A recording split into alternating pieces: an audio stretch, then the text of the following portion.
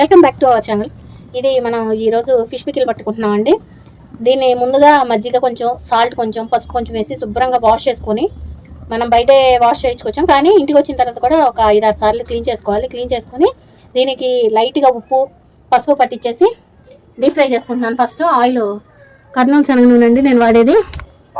ఇదిగోండి ఈ ఆయిల్ వేసింది నేను. 1/2 kg తీసుకోవాలి. అంటే పికిల్ కదండి, 1/2 kg పికిల్కి 1/2 kg ఆయిల్ తీసుకోవాలి. ఇలా డీప్ ఫ్రై చేసుకుంటానికి మీడియం ఫ్లేమ్లో చక్కగా అంత కాగకుండా ఆయిల్ మధ్య రకంగా సాగిన తర్వాత అప్పుడు వేసుకోవాలి పీసెస్. బాగా వేడైపోయింది అనుకోండి మనకి పీసులు హార్డ్గా వస్తుంది, లోపల వేగదు. అందుకని చక్కగా డీప్ ఫ్రై చేసేసుకుందాం.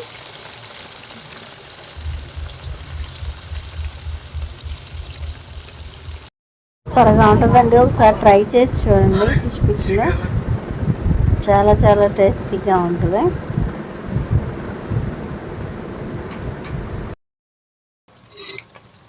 ఇది మనం చికెన్ పచ్చడికి లాగా కొంచెం మెత్తగా ఉండాలి, ముక్క అలా చేయకూడదండి. ముక్క కరకరలాడుతూనే ఉండాలి, బాగా ఫ్రై అవ్వాలి.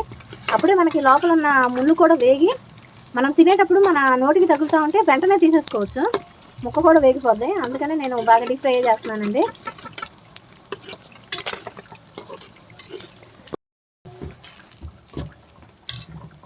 ఇలా వేగిపోయిన తర్వాత తీసుకుందామండి, తీసి పక్కన పెట్టేసుకుందాం.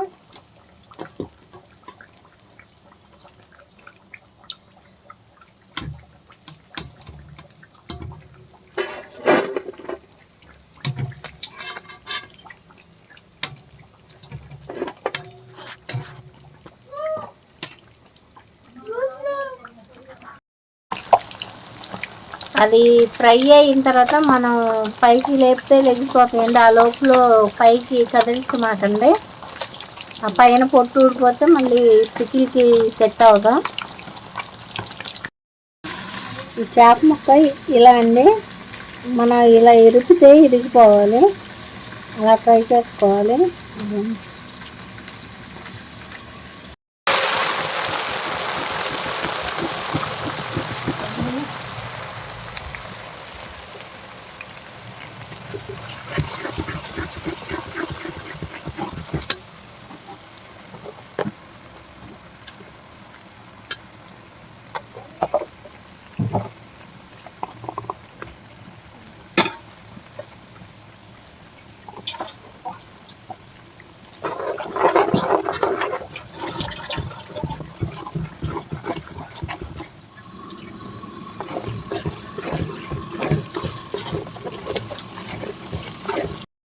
వేగిపోయిందండి, కరివేపాకు వేసాను. ముక్కలు వేసేస్తున్నాం. వేసేసుకొని ఒకసారి కలుపుకున్నాం. కలుపుకొని తగినంత కారం, నాన్ వెజ్ పికిల్ కదండి కొంచెం స్పైసీగానే వేసుకోవాలి.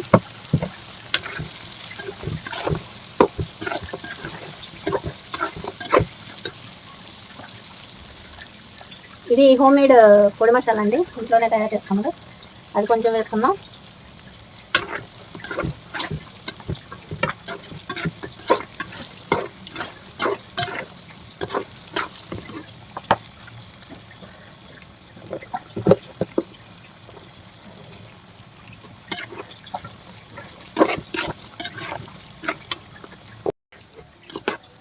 ఇలా కొంచెం వేగిన తర్వాత స్టవ్ ఆఫ్ చేస్తున్నాం అండి.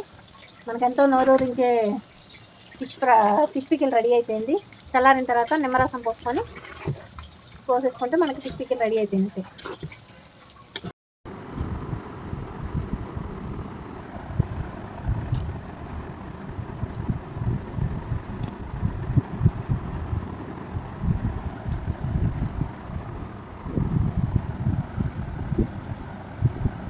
సూపర్గా ఉందండి పచ్చడి మాత్రం, చాలా బాగుంది. ముక్క కరకరలాడతాం, సూపర్ ఉంది.